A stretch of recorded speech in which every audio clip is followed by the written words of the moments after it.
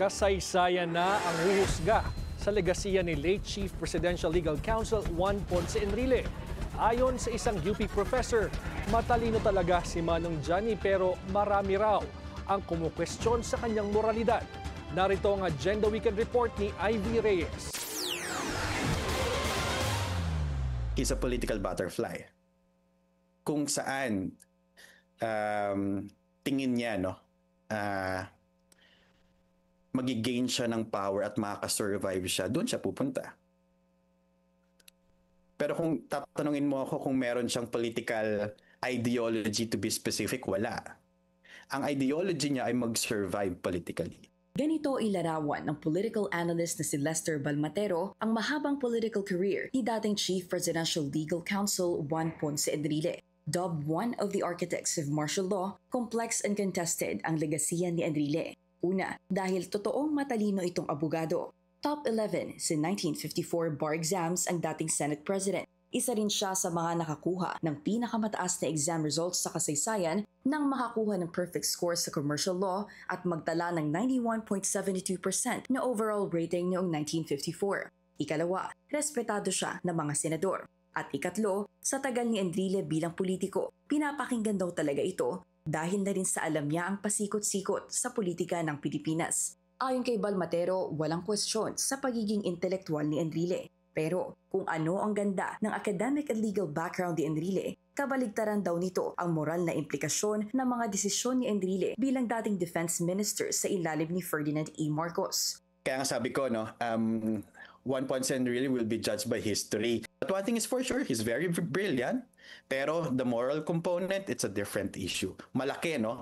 Tingin ko habang buhay na tainted yung kanyang reputation because of the human rights violation noong panahon na siya ang defense minister ng Pilipinas.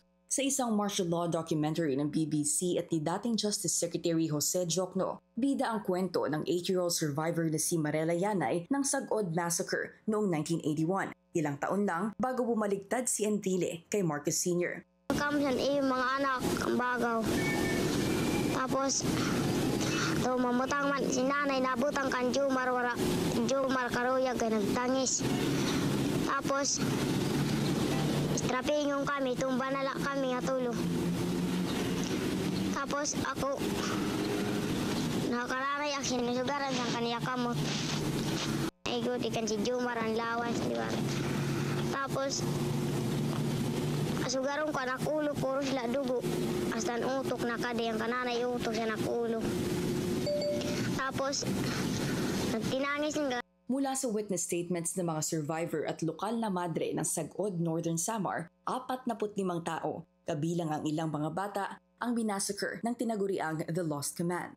Sa isang privilege speech ni late Senator Miriam Defensor Santiago noong 2013, ang Lost Command ang anyay nagpoprotekta sa pinakamalaking logging concession noon, ang San Jose Lumber ni Enrile. Pumanaw ang pinakamatandang miyembro ng gabinete noong November 13 sa edad na 103. Gaano ba kalaki ang naging papel ni Enrile sa Malacanang? Malaki, no? Malaki yung voice ni Juan Ponce Enrile. Kaya niyang paglaruan, kaya niyang i-navigate yung politika because alam niya kung sino yung mga susuportahan, kailan siya tatalon, no?